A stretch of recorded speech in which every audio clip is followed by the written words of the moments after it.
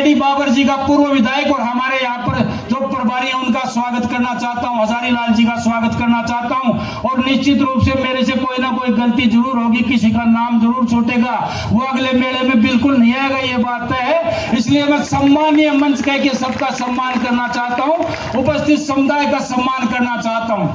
लेकिन इस बार मुझे एक बात कहना जरूर चाहूंगा आप लोगों से कि पहले जब हम इस कार्यक्रम करते थे, किसान सम्मेलन करते थे, तो निश्चित रूप से आप में जोश होता था। लेकिन इस बार ये जो बीच की जो दूरी बढ़ी है, ये मैंने नहीं बढ़ाई है, मैं तो अभी भी वही हूँ आपके पास ही। ये मुख्यमंत्री और उप मुख्यमंत्री के कारण ये दूरी बढ़ी है। अगली बार हो सकता है इसको और नजदीक कर देंगे, कोई ना कोई इनमें से मंत्री बन के जरूर आ जाएगा और आपके पास खड़ा होकर भाषण देगा। हम उस मंच पे दिया करते थे। सतीश जी भाई साहब तो पता नहीं, मैं भी भूल गया कितनी बार यहाँ पे आए हैं। और जिले के जो भी लोग हैं, हमारे जिला अध्यक्ष जी हैं, विशंबर जी हैं, महामंत्री जी जो लोग बैठे हैं, उनको भी याद नहीं है कितनी बार आए। मैं पुनः एक बार पूरी भारतीय जनता पार्टी का पूरे मेरे परिवार की तरफ से और उपखंड खेतड़ी की तरफ से पुनः स्वागत करते हुए अभिनंदन करता हूं। किन शब्दों में मैं आभार करूं, प्रकट करूं, वो शब्द मेरे पास नहीं है। मैं आप लोगों का किन शब्दों में आभार प्रकट करूं। 20 वर्ष का संघर्ष माननीय उप मुख्यमंत्री जी और भाई साहब सतीश जी, आप तो जानते हो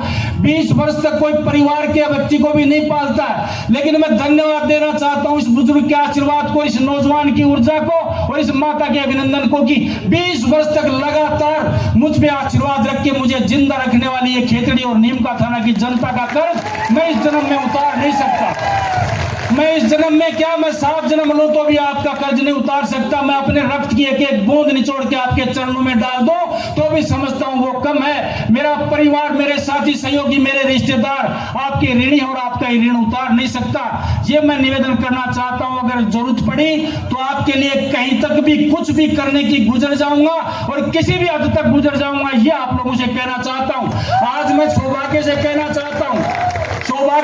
चाहता हूं, कई चुनाव हम थोड़े थोड़े मार्जिन से डिफीट जरूर हुए, लेकिन प्रदेश में भारतीय जनता पार्टी का जो स्नेह है, जो प्यार है, चाहे वो मुकेश जी भाई साहब और जो प्रदेश के जो भी पदाधिकारी हैं, हमारे प्रदेश अध्यक्ष हैं, चाहे राष्ट्र के नेता हैं, मैं इतना कह सकता हूं, मैं चुनाव जरूर छोटे छोटे मार्जिन से हारा, लेकिन ना दिल्ली का आशीर्वाद कभी कम रहा और ना जयपुर का मेरे ऊपर आशीर्वाद कम रहा। मुझे तो माननीय भजनलाल जी ने एक बार कहा था कि भाई इस बार, पिछली बार जब मैं चुनाव हार के गया तो उन्होंने कहा, रे भाई धर्मपाल, तू किसी अच्छे से पंडित को दिखा, तेरे जोग और संजोग तू दिखा। हमने तो सुना था कि कर्मों का कांकरा लगता है, तेरे तो बड़ी सारी शिला लगी है। तो मैंने भजनलाल जी को कहा, अभी मान्य हो रहा, तो आप किस्मत लिखने वाले ही बन गए, आप लिख दो जो लिखना है जो आप लोगों को। इसलिए आप लोगों से मान और सम्मान के साथ इतना कह सकता हूं कि मेरे संपर्क और संबंध बड़े मधुर हैं। हम राजनीति से कोई काम नहीं करवाते हैं। हम अधिकारियों को भी कहते हैं प्रेम से काम करो, दिमाग में बिना लोड लिए काम करो।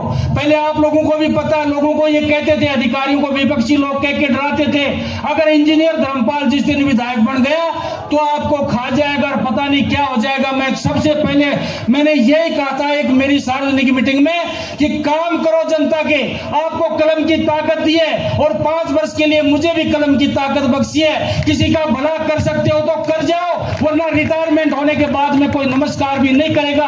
वो याद रखेगा कि जब आप सीट पे थे, जब आपने क्या किया।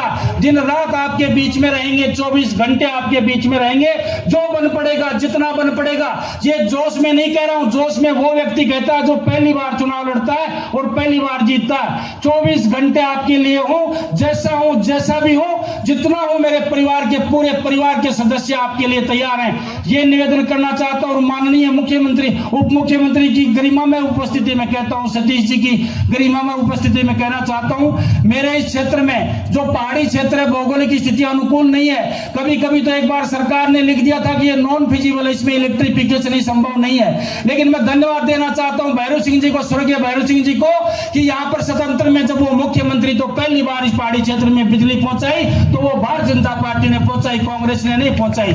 ये राजनीतिक मंच तो नहीं है, लेकिन मैं आग्रह करना चाहता हूं मुख्यमंत्री जी, आप हमारे से सीनियर और आज आपके पास कलम की ताकत है। हम आपसे 3-4 बातें शेयर करना चाहते हैं और मैंने लिखित में भी रखी है, आपको भी दूंगा और मेरे सम्मानीय जो मुख्यमंत्री जी हैं और दिल्ली तक दूंगा। जहां पर हमारा हिंदुस्तान कॉपर लिमिटेड का प्रोजेक्ट है, जो कभी शेखावाटी की लाइफलाइन कहलाता था, 12,500 कर्मचारी काम करते थे, आज आज उसकी ये दशा है, वहां पर 400 से नीचे कर्मचारी काम करते हैं, टोटल ठेके पे दे चुके हैं। आज दिल्ली में सरकार हमारी है और सरकार तीसरी बार भी बनने वाली है। दुनिया की कोई ताकत मोदी जी को रोक नहीं सकती।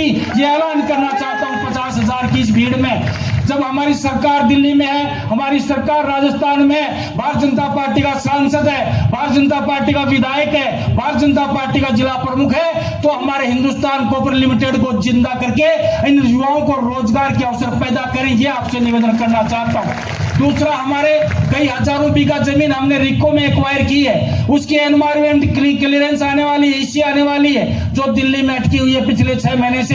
अगर उसकी ईसी आ जाएगी तो मैं समझता हूं यहाँ पर 10-12 हजार लोगों को, नौजवानों को काम मिल सकता है। ये कार्यक्रम आप करें। ईसी आने के बाद जमीन आउट हो चुकी है, जमीन एक्वायर हो चुकी है, यहाँ कारखाने लगे, चाहे छोटे लगे बड़े लगे, मेरे नौजवान को, मेरे भाई को, मेरे बेटे को नारनौल, जयपुर या उदयपुर नहीं जाना पड़े, यही खेतड़ी में रोजगार के अवसर उपलब्ध हों, ये मैं पुरजोर तरीके से आपसे मांग करना चाहता हूं। यहाँ पर एक डेयरी का प्लांट है जहां पर 25,000 की कैपेसिटी है लीटर की, लेकिन दुर्भाग्य से उसमें 7-8 हजार लीटर ही दूध पहुंच पाता है। उसमें अगर आप चाहेंगे और हमारी सरकार चाहेगी, उसको पूरा डेवलप अगर कर दिया जाए तो 2,500 नौजवानों को रोजगार उसमें मिल सकता है, प्रत्यक्ष या अप्रत्यक्ष रूप में। ये मैं निवेदन करना चाहता हूं। और दूसरा, जो आपका ही काम है उसमें कहीं किंतु परंतु नहीं है। हमारे पहाड़ी क्षेत्र जिसमें बांसियाड़ खेतड़ी के नाम से एक रिजर्व कंजर्वेशन बनाया गया है, उसमें माननीय श्रीमती हमारी वसुंधरा राजे जी की तरफ से बजट दिया गया था। उसमें अगर और बजट मिल जाए तो सरिस्का और रणथंभौर की तरह हमारे हजारों हेक्टेयर का जो एरिया है उसमें पर्यटक की आवक हो जाए, हमारे सफारी चल जाए और नौजवानों को प्रत्यक्ष और अप्रत्यक्ष रूप से 5